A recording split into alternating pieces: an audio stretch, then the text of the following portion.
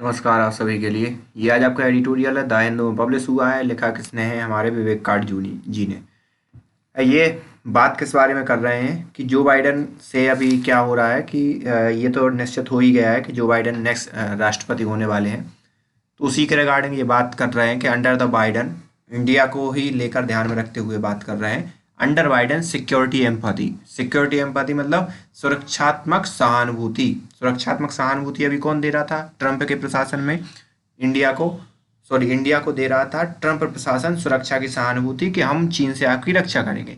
Regular antipathy और जो उदार नीति या जो वो हैं लिबरल लोग हैं या जो उदार नीति वाले जो लोग हैं, उनकी जो विरोधी थे, जो मतलब कुछ हद तक एक ट्रंप का एक सपोर्टिंग रोल था इस रिगार्डिंग। तो उन सब चीज़ों को लिए इंडिया को अब क्या कैसा रहेगा बाइडन के अंदर जो नए राष्ट्रपति हैं उनका, तो ये सब बारे में इस एडिटोरियल में डिस्कशन हुआ है।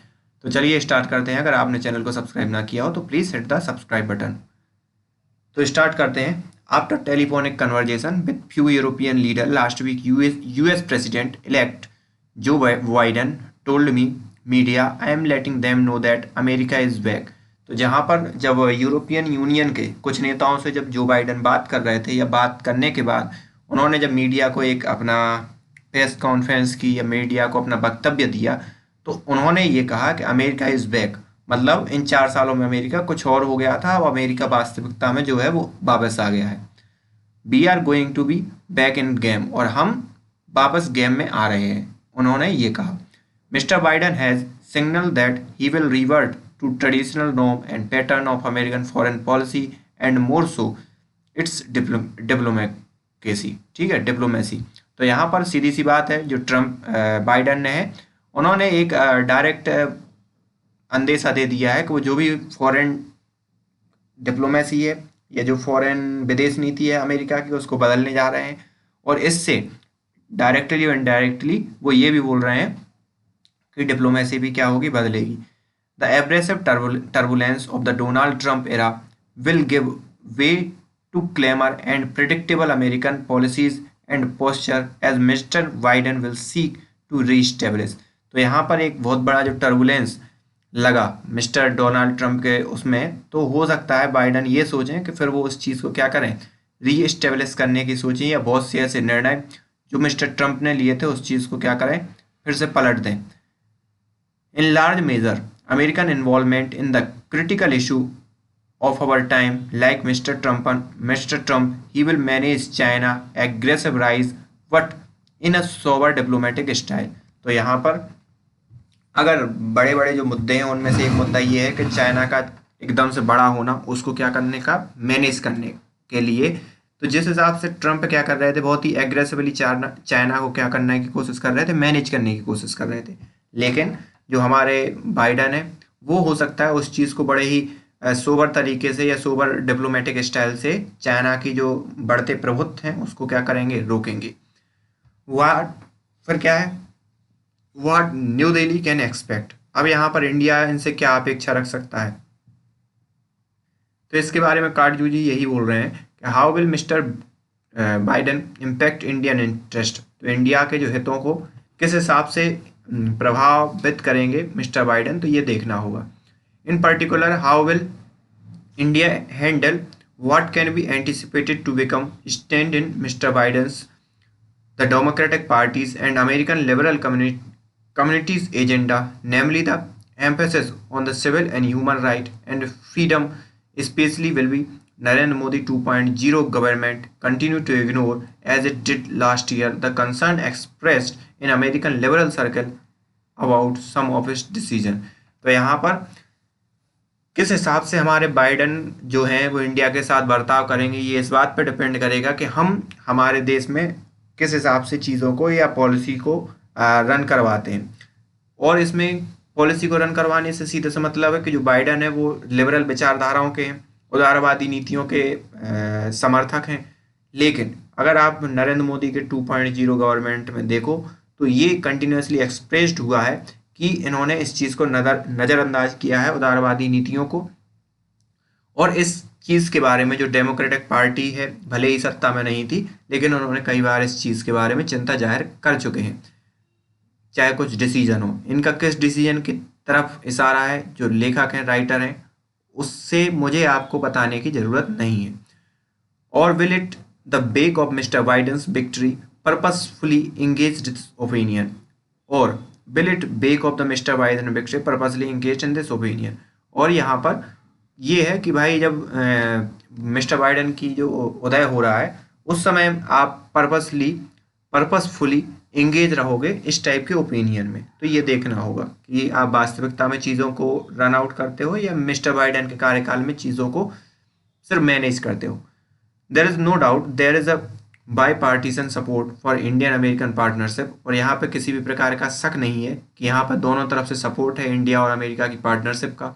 It is based on congruence of the interest specially in the security and economic sphere, और ये जो संबंध बना है वो एक दूसरे के जो सुरक्षात्मक और आर्थिक हितों को ध्यान में रखते हुए ये संबंध बना हुआ है, और इसीलिए ये संबंध इतना गहरा है।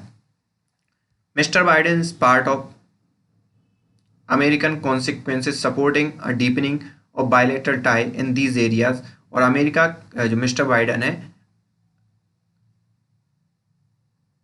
कई ऐसी चीज़ों के पार्ट रहे हैं, क्योंकि आपको मालूम होगा ओबामा के कार्यकाल में ये उपराष्ट्रपति थे। तो अमेरिकन कंसेंसस मतलब होता है सहमति, supporting a deepening of bilateral tie in these area, और यहाँ पर उन्होंने इंडिया के लिए कई हिसाब से मदद की है या उनका सपोर्ट भी किया है। India's political and security elite have said their inhibitions of the closer relationship with America, और इंडिया के भी जो जो पॉलिटिकल या राजनीतिक और सुरक्षात्मक उसमें काम कर रहे लोग हैं, उन्होंने भी इस चीज़ को क्या किया है, रिलेशन अच्छे किए हैं अमेरिका के साथ, और इस चीज़ में बहुत ही मदद की है या इस दिशा में प्रयास किए हैं। चाइना's actions since April this year along the line of actual control have strengthened the case of India-America defense and security cooperation, और अप्रैल में जो चाइना ने किया उसके कारण ये हुआ कि इंडिया और अमेरिका और एक दूसरे के नज़दीक आए, और उन्होंने कई जो है वो मिलिट्री पैक्ट साइन किए। India signing off the all the foundation and agreement of it full participation in the quad did not attract domestic criticism. तो यहाँ पर इंडिया की जो साइन किया, मतलब जितने भी फाउंडेशनल एग्रीमेंट हैं and it's full partition in quad, और इन्होंने फुल पार्टीशन किया क्वाड में, did not attract domestic criticism, उसने कभी मतलब डोमेस्टिक क्रिटिसिज्म को नहीं झेला। मतलब लोगों ने इंडिया की इसमें जो घरेलू लोग हैं, मतलब भारत के लोग हैं या भारत की जो भी एलिट ग्रुप है, उन्होंने कभी इस चीज़ के लेकर इंडिया की सरकार या इंडिया की गवर्नमेंट को कभी क्रिटिसाइज नहीं किया। This would not have been so in past, और ऐसा पहले नहीं हुआ था। I can also be expected that bilateral trade and immigration issue will possibly move ahead from Indian viewpoint under a Biden administration। तो यहाँ पर हो सकता है, ये भी एक्सपेक्टेड है कि जो बायलैटरल ट्रेड है और जो इमिग्रेशन इशू है वो भी पॉजिटिवली आगे बढ़ेगा बाइडन के मतलब इंडियन व्यू पॉइंट को ध्यान में रखते हुए बाइडन के शासनकाल के अंदर। ये इमिग्रेशन का इशू क्या है, जैसे कि आपको मालूम होगा कि जो मिस्टर ट्रम्प एडमिनिस्ट्रेशन है वो H1 वीज़ा के नियमों को लेकर बहुत से सख्त कर दिए थे कुछ नियम, तो इन सब चीज़ों को लेकर हो सकता है जो बाइडन है वो उदारवादी नीति अपनाए।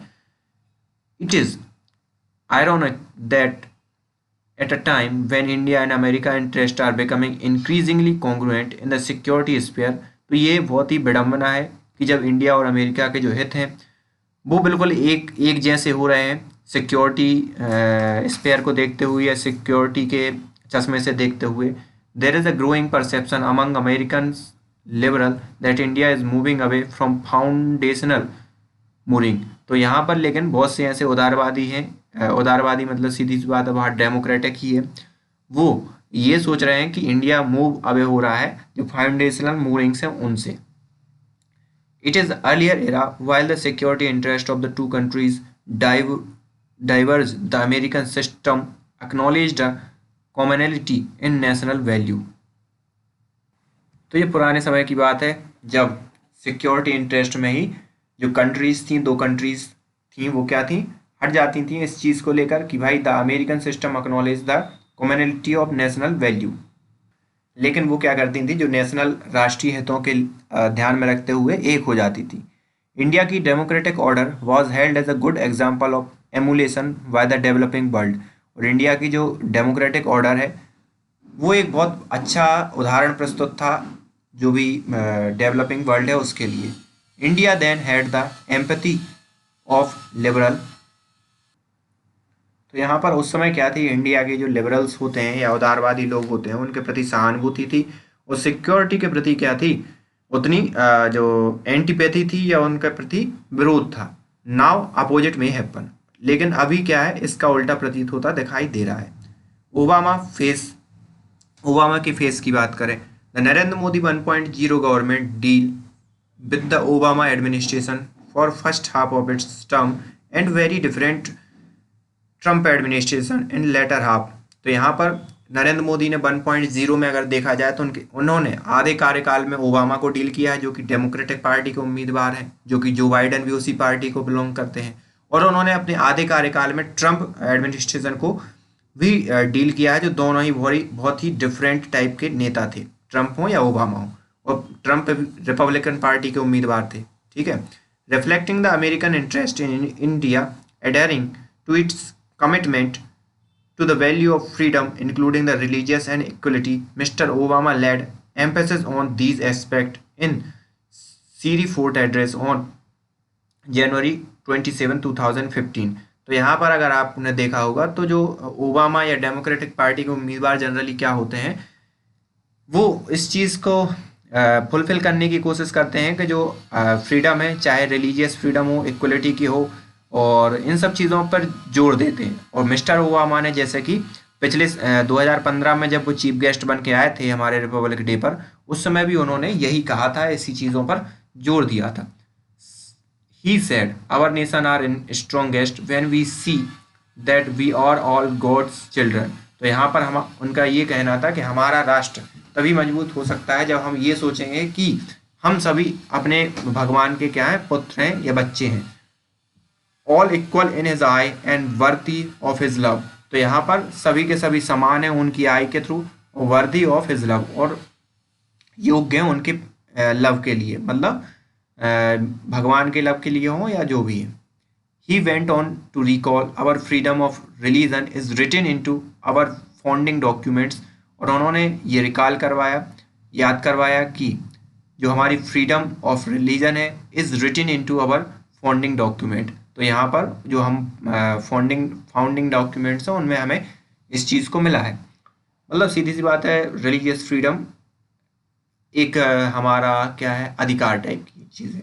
The context of these remark was obviously some incident of lynching that had occurred in name of the cow protection. तो यहाँ पर ये कॉन्टेक्स्ट जो था वो किस बात पे रिमार्क था कि भाई जो काउ लिंचिंग हो रही थी उस समय, या इस चीज़ को ज़्यादा इशू बढ़ाकर दिखाया गया था, तो उस चीज़ पर क्या था, ये प्रश्न चिन्ह था। The Narendra Modi government did not really react to mister Obama's word. जो नरेंद्र मोदी की गवर्नमेंट है उसने जो ओबामा ने जो वर्ड कहे थे उन पर रिएक्ट नहीं किया। Security economy for Trump. अब यहाँ पर ट्रंप के लिए बात करें तो the Trump administration was not concern about human right not only during the Narendra Modi 1.0 government but also after Modi 2.0 began. तो यहाँ पर जो ट्रंप एडमिनिस्ट्रेशन था वो ज़्यादा ऐसे ह्यूमन राइट वाले पचड़ों पर नहीं पड़ता था, चाहे मोदी 1.0 गवर्नमेंट की बात कहें या मोदी 2.0 गवर्नमेंट की बात कहें, दोनों में उसने इन सब चीज़ों पर ध्यान नहीं दिया। It focused on the security and economic sphere through its special made a few ineffectual noise on the administrative space taken after the constitutional change in Jammu and Kashmir on August 5, 2019। तो यहाँ पर वो ज़्यादा इतना ध्यान नहीं देते, वो सिक्योरिटी और इकोनॉमिक एस्पेक्ट पर ज़्यादा ध्यान देते हैं, और यही चीज़ थी कि कोई उन्होंने नॉइस नहीं किया जब 370 हटाई गई 5 अगस्त के दिन। It largely and correctly implied that constitutional change were within India's domestic jurisdiction। और यहाँ पर ये था कि मतलब एक बहुत बड़ा चेंज हुआ था इंडिया की डोमेस्टिक पॉलिटिक्स में या इंडिया के संविधान में। However, some member of the Democratic Party and liberal section of the American media were deeply concerned with the detention and other steps taken by government to ensure peace in Jammu and Kashmir। लेकिन mister Trump ने कुछ नहीं कहा, लेकिन जो liberals थे उस समय के या जो डेमोक्रेटिक पार्टी के कुछ लोग थे, उन्होंने इस बात पर चिंता जाहिर की थी और उन्होंने इस चीज़ का विरोध किया था कि भाई इन सभी लोगों को आप मुक्त करो, जैसे कि नेट हो गई थी, इन सब चीज़ों का उन्होंने विरोध किया था कि जैसे नेट की स्पीड कम कर दी गई थी या जो भी हमारी गवर्नमेंट ने कदम उठाए थे चीज़ों को देखते हुए उनका विरोध किया था। These concern grew with citizenship amendment act, और ये चिंताएं और भी बढ़ी जब सिटीजनशिप अमेंडमेंट एक्ट आया। उस समय भी बहुत से उदारवादी लोग चिंतित थे। Secure in support of the Trump administration, external affair minister S Jaishankar decided to ignore more trenchant critics of government's decision on Jammu and Kashmir. और यहाँ पर सिक्योर करने के लिए ट्रंप एडमिनिस्ट्रेशन की कि 370 में उनका साथ मिले, external affairs minister S Jaishankar Prasad ने डिसाइड किया कि इग्नोर कर दें बहुत सी ऐसे जो क्रिटिक्स हैं या आलोचना है उनको, जो भी गवर्नमेंट जम्मू एंड कश्मीर के डिसीजन के रिगार्डिंग थी। This include Congress woman Pramila Jayapal, who is of Indian origin and is left of Central Democratic Party member from Washington State। तो यहाँ पर प्रमिला जयपाल जो थी उनसे मिलने के लिए इन्होंने क्या कर दिया था, मना कर दिया था उस समय, इन्हीं सब चीज़ों को ध्यान में रखते हुए, क्योंकि प्रमिला जयपाल जो विरोध कर रही थी भारत का इसके रिगार्डिंग कि आपको 370 नहीं हटानी थी। ठीक है। She had introduce are resolution in the house of representative.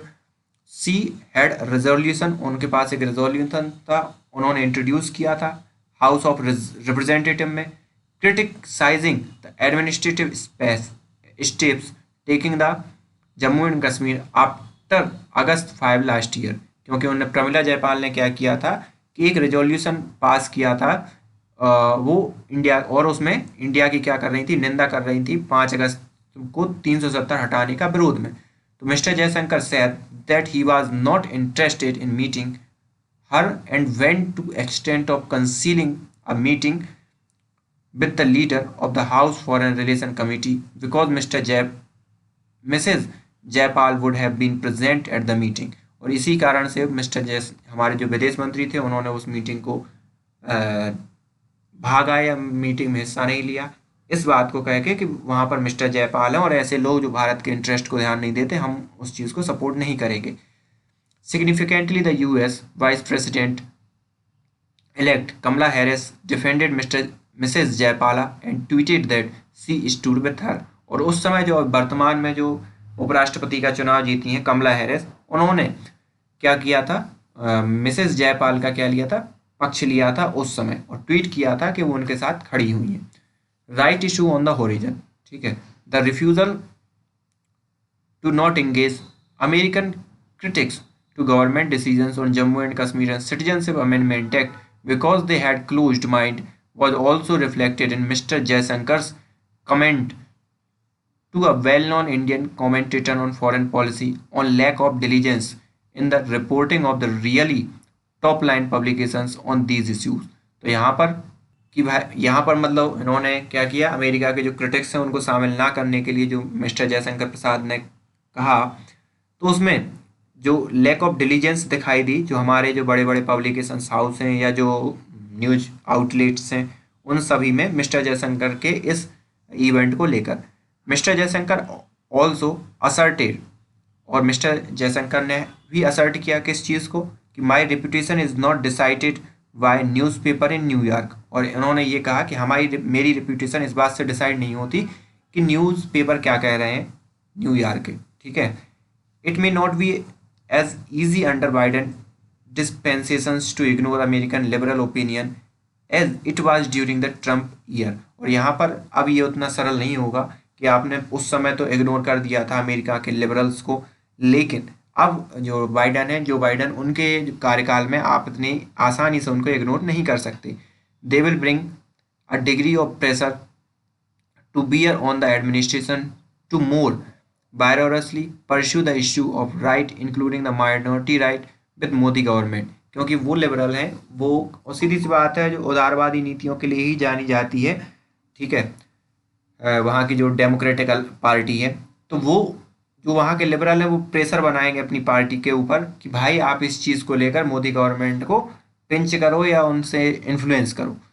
The Biden administration will no doubt be partially responsive to these pressure and some lecturing can be expected। तो यहाँ पर मिस्टर बाइडन, ऐसा नहीं है कि आप उनसे ये आशा नहीं कर सकते, मिस्टर बाइडन बिल्कुल कुछ हद तक प्रेशर डालेंगे इस चीज़ में, और हो सकता है कुछ ऐसे वक्तव्य भी दे दें जो इंडिया के हित में ना हो। Will the Modi government on its part continue ignore like Mr. Jaipal, especially because of the certainty that on account of the Chinese challenge to world order, India-US cooperation in security and defense will not slow down। तो यहाँ पर क्या Modi government फिर से ignore कर सकती है जैसे मिसेस जयपाल को किया, और इस भाव से इग्नोर करना कि भाई सिक्योरिटी और उसमें तो हम साथ हैं क्योंकि हमारा दोनों का एक ही विरोधी है चाइना। तो क्या ये बात सोचकर मोदी गवर्नमेंट अब फिर से उस चीज़ को इग्नोर कर सकती है? The question through is should an Indian government abandon the path of engagement with foreign critics even if they are the prejudice. तो ये जो क्वेश्चंस हैं वो questions through is should and, क्या इंडिया को ये करना चाहिए, अबेंडन कर देना चाहिए ऐसे पाथ को जो एंगेजमेंट का है, या जो फॉरेन क्रिटिक्स हैं उनको क्या दरकिनार कर देना चाहिए इंडिया के लिए, even if they are the prejudice, जबकि वो एक प्रीजुडाइज भाव रखते हैं इंडिया के regarding. The disengagement policies being pursue with Pakistan is valid. यहाँ पर जो डिसएंगेजमेंट पॉलिसी है वो वैलिड है पाकिस्तान के केस में, because dialogue with country which used terrorism as a part of security doctrine should be unacceptable. तो यहाँ पर पाकिस्तान का उसमें इसलिए एक्सेप्टेबल है क्योंकि वो आतंक को सपोर्ट करता है, और इस चीज़ को सपोर्ट कोई और मतलब ओपनली कोई सपोर्ट नहीं कर सकता। तो वहाँ पर वो चीज़ वायबल है कि आप वहाँ पर इग्नोर कर दो पाकिस्तान को। But American liberal do not promote violence, लेकिन जो अमेरिका के उदारवादी लोग हैं वो वायलेंस को प्रमोट नहीं करते। Should not correct perspective be, तो should not correct perspective be provide to even biased critics among them। तो क्या हमें एक सही पर्सपेक्टिव उन्हें नहीं प्रदान करना चाहिए बजाय और जब उनकी एक बायस्ड क्रिटिक्स हो उनके बिटवीन, ठीक है। Of course is that only for Indian people and government to take sovereign decision.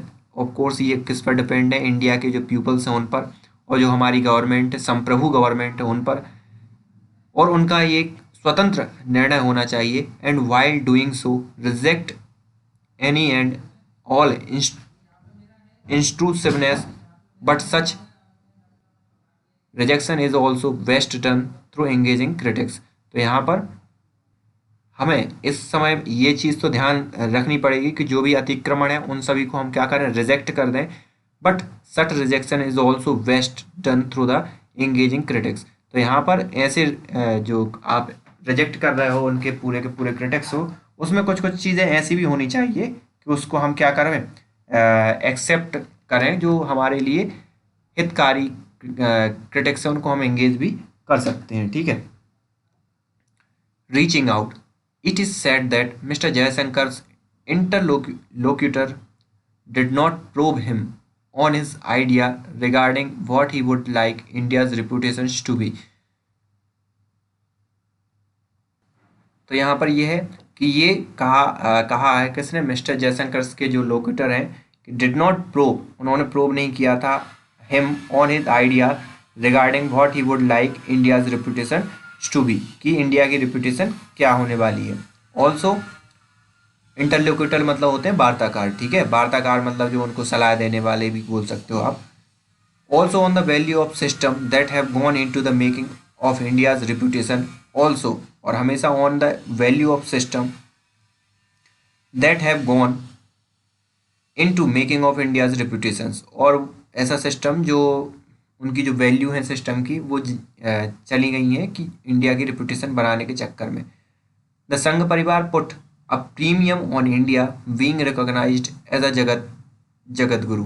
और संघ परिवार ने एक प्रीमियम पुट कर दिया इंडिया के उसमें कि वो being recognise as a Jagat Guru, मतलब कि वो रिकॉग्नाइज हो रहा है एज ए जगत गुरु। ठीक है। The Modi government has sought to spread India soft power with some success. और इंडिया जो मोदी गवर्नमेंट है वो इस जो बहुत सी सॉफ्ट पावर है जो इंडिया की, वो क्या कर रही है, स्प्रेड कर रही है चारों तरफ। और कुछ मसलों पर हमें क्या सक्सेस भी मिल रही है, जैसे योगा डे विश्व मनाने लगा और भी कई चीज़ें। The part to recognization as a guru for India lie through the becoming a strong but human state and achieving the constitutional aspiration of inclusive and just society। तो यहाँ पर जो सदगुरु बनने के लिए या महागुरु बनने के लिए इंडिया के लिए क्या होना पड़ेगा, स्ट्रांग होना पड़ेगा और एक ह्यूमन स्टेट बनना पड़ेगा, मतलब लोगों का राष्ट्र। अचीविंग द कॉन्स्टिट्यूशनल एस्पिरेशन, और जो महत्वाकांक्षाएं संविधान को उनको फुलफिल करना पड़ेगा। और एक इंक्लूसिव, मतलब सबको समाहित करने वाली और जस्ट सोसाइटी, और एक सामाजिक समरसता वाली बात बनानी पड़ेगी। Indeed these objective and animate prime minister Narendra Modi's vision of सबका साथ सबका विकास, not only for country but the world.